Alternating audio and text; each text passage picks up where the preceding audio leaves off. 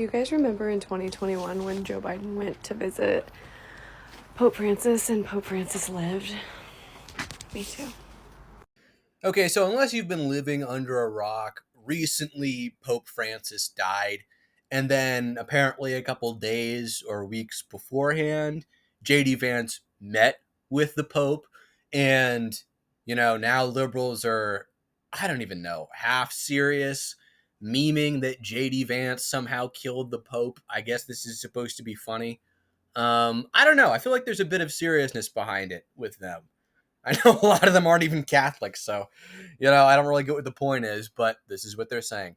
Anyways, this is Red Channels, your humble guide on the 2024 Make America Great Again Revenge Tour. It is now 2025. So if you haven't already, please give this video a like, share it, subscribe, consider going down into the comment section and leaving a comment, or going into the description section and subbing to me on Patreon to monetarily support this channel. And without further ado, let's dive right in. Interesting to me how Republicans love to bring up science when they're talking about gender identity, but never in the abortion argument. Let me make this simple. There is one being in this scenario that actually has bodily autonomy. That is the person that carries the baby. However, the baby growing inside of them does not have bodily autonomy. It does not even fit the definition. So they should not have more bodily rights than the person they are growing inside of. And no, I don't care if it's a life. A question I would ask a lot of these young women out there today would be, would you like the right to vote or the right to get an abortion? Because if you consent to sex, then you consent to the consequences of sex, and one of those is pregnancy. So what you're saying when you say, I should have a right to an abortion, is that you're not actually fully responsible for your own actions, meaning you should not have full citizenship. I so much want to be able to have empathy for the people that say that they're over MAGA and they're done with being a part of MAGA, because I also recognize that it's like kind of culty. I want to empathize with those people incredibly badly, but there's a blockage there for me. I don't empathize for real because the whole platform was marketed on hatred for other people, and those other people were basically anyone that wasn't a white man. So you voted against everyone but yourself. And now that all of the things that they said was going to happen are happening, you're having a change of heart because it's happening to you. The empathy is not empathying. It's not there. Like, I want to be like, oh yeah, that's so great. I'm so glad, you've had a change of heart. But like, it's kind of like a day late, dollar short. So there's a lot of people I see out there who are trying to either rationalize or talk themselves into or truly believe that it doesn't really make any difference that Trump's, making our country unstable financially, crashing the stock market, making the rest of the world go, what's going on in America? Maybe it's not as stable as we thought. There's real world consequences to that. We become we stop being the world's safe haven for their money. Because it used to be when the world was on fire, everybody knew they could buy treasury bonds. The U.S. was going to be held together. We would either bail out big business or we could just handle it. And now there's people who are like, I don't think so. There's a reason that businesses don't go invest in businesses in Russia. It's not because they don't have workers. It's not because they don't have consumers. It's not because they don't have an infrastructure or a port. What they don't have is rule of law. And your success or failure depends on how many hands you grease because there's government sanctioned corruption. And it depends on the whim of one guy who may or may not be kind of crazy. So there's a lot of businesses who go, you know what? That's okay. We're out. And that's going to start happening here. And remember, the second largest holder of U.S. Treasury bonds is China.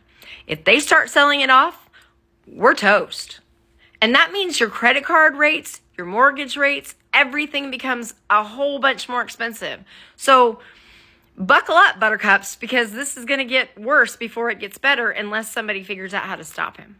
Hey friends, this is day 12 of eating a donut every day because the world is crumbling, nothing matters, we're all gonna die, and no one's gonna remember our names. So cheers, enjoy, have a great day, have a donut.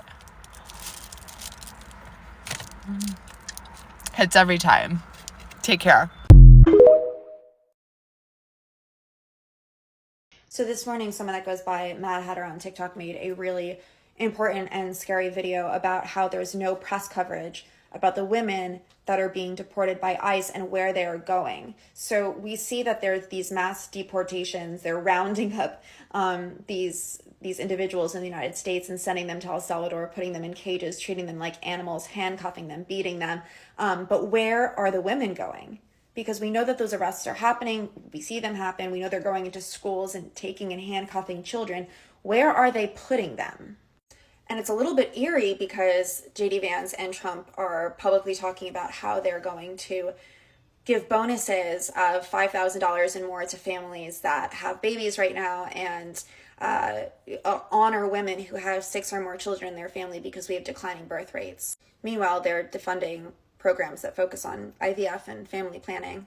So it's just a really spooky time to not know where all these women are going. And if you've seen Handmaid's Tale, you know why. And if you haven't seen it, look it up. Right, because there's literally no difference between someone whose family has lived here for 200 years and then someone who just snuck across the border 5 days ago. Yeah, that makes a whole lot of sense. And of course, America is right on the verge of becoming the Handmaid's Tale.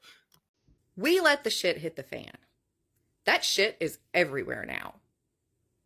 It's staining everything. It's getting on everybody. Some people just haven't found the flecks of shit on them yet, but it's there. That means that all there's left to do is to stop the fan and clean up the shit. But we don't have control of the fan because we, the United States, gave control of the fan to the people who are throwing the shit. And the shit is still hitting the fan and going everywhere. So we can't even clean it up. The best we can do is try to help people out of the way who are having the shit flung directly at them and try to survive the flinging shit ourselves. And remember that there is still a good portion of the United States that doesn't believe the shit is real and won't believe that the shit is real until they can, not deny the smell anymore. Anyway, I hope that clears that up. Some people couldn't understand it in more couth terms, judging by the comments that wound up in my filter. So yeah, hopefully that clears that up for everyone. Watch out for the shit, and good night and good luck. The protests on the 5th were amazing. Not only did they get some national attention, though, usual media underrepresented the numbers. Even NPR did up here in my neck of the woods, which I'm a little disappointed about. But it did gain national attention, and the energy, at least at my event, in a red state, the fact that we had several hundred, and it was just so nice to talk with people, it was honestly uplifting. So if you didn't make it to the one on the 5th, and even if you did, please come out to the one on the 19th. If Trump does institute martial law on the 20th, the 19th will be our last chance to legally protest. I deliberately didn't mention the fucking Orange Menace in my last TikTok. I thought maybe I would give myself a minute or two not to think about that. But normally, that fucker takes up too much space in my brain.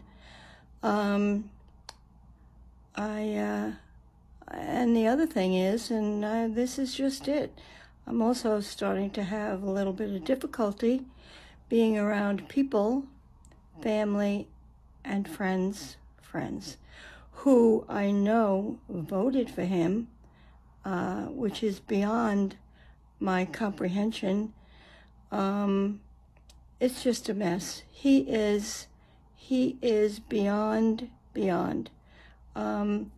If I was more of a believer, I might believe in the fucking Antichrist.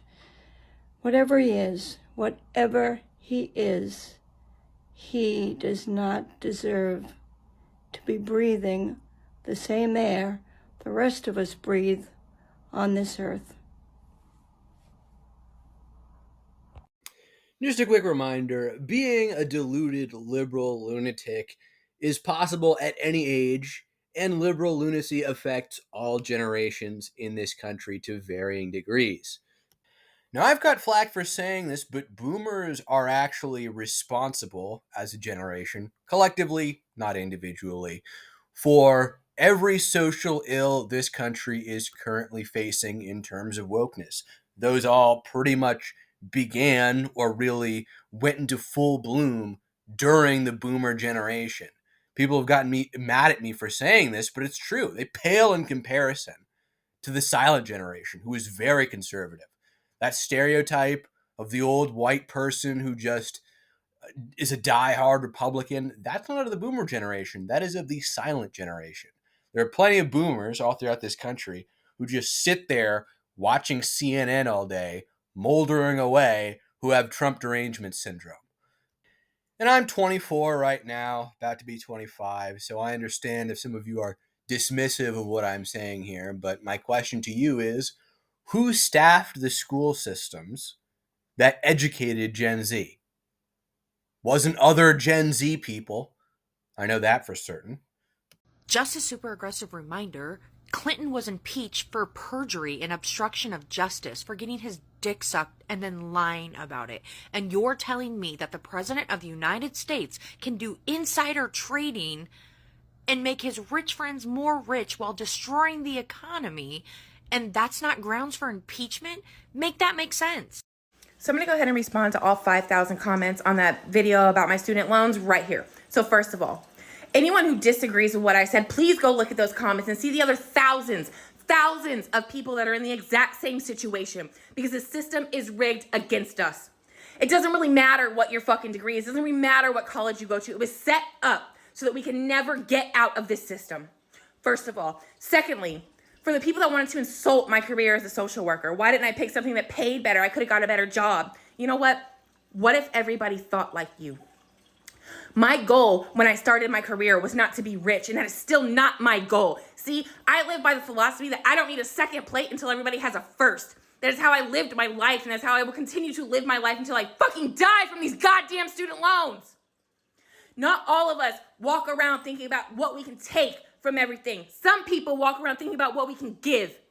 And that was my mindset when I chose my career and I went into my field. As a child that was a victim of abuse myself, I went into a field where I could make a difference for people, and it did not pay well. I never made over $15 investigating child abuse. I responded to emergency hotlines. I have seen things that haunt my fucking nightmares that you will never be able to imagine. And I carry that with me, along with $90,000 fucking dollars in goddamn debt now.